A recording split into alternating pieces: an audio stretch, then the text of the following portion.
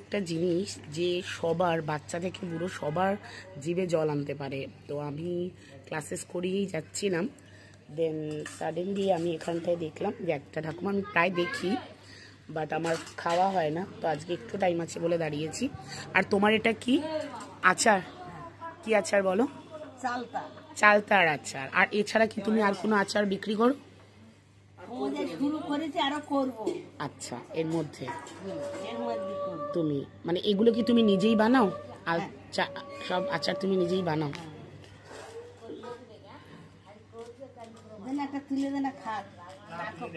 খাবো যখন আমি খাবো ক্ষণে, তুমি তোমার থেকে তো নেওয়ার জন্য আমি এর জন্য দাঁড়িয়েছি, কখনোই না। কে বলেছে? তুমিও তো একটা এন্টারপ্রেনার, মানে তুমিও হচ্ছে একটা উদ্যোক্তা, তুমি ব্যবসায়ী।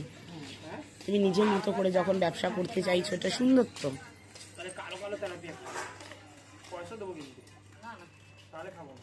তো তুমি কি কি দেবে কদবেল মাখাতে?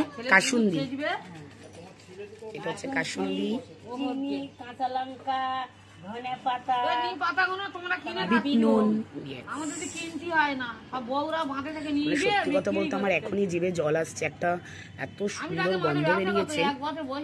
এই প্লেসটা হচ্ছে আমাদের বেলেঘাটা জোড়া মন্দিরের রাগিনী সিনেমা হলের ঠিক তার উল্টো পারে। এই ঠাকুমা বসেন, যারা যারা আসতে চাও তারা আসবে। আর পড়ছে এই যে কাঁচা লঙ্কা, মানে আমি বিশ্বাস করতে পারছি না যে অনেক অনেক বছর বাদে, প্রায় 17 বছর বাদে আবার খাচ্ছি। আর আমার ঠাকুমা ওনা ঠিক তোমার মতো ছিল। একদম। তোমরা তো এটা দেখছো, আমি কি করব? মাথা তুলে নিচ্ছি।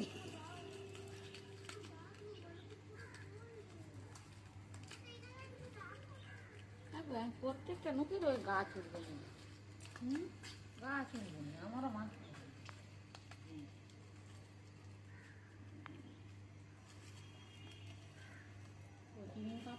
আচ্ছা, কদবেল ইনগ্রিডিয়েন্ট সমস্ত কিছু, নুন চিনি মশলা সব আমাদের ঘরে থাকে।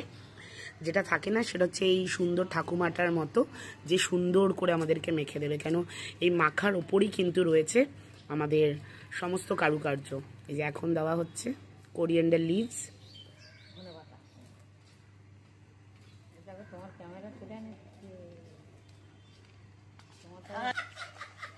একদম রাগিনী সিনেমা হলের অপোজিটেই গলিতেই এই ঠাকুমা কিন্তু বসে।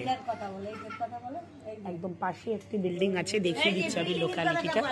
এই বিল্ডিং রয়েছে, তার সামনেই এই গলিটা দিয়ে বেরোতে হয় কৃষ্ণা অ্যাপার্টমেন্ট। তো সেইখানে সামনে একদম বসে। তো যারা যারা আমাদের বেলেঘাটায় আছো, যারা চেনো না ঠাকুমাকে বা যারা অন্য জায়গায় আছো, তারা এখানে এসে অবশ্যই ঠাকুমা থেকে কিন্তু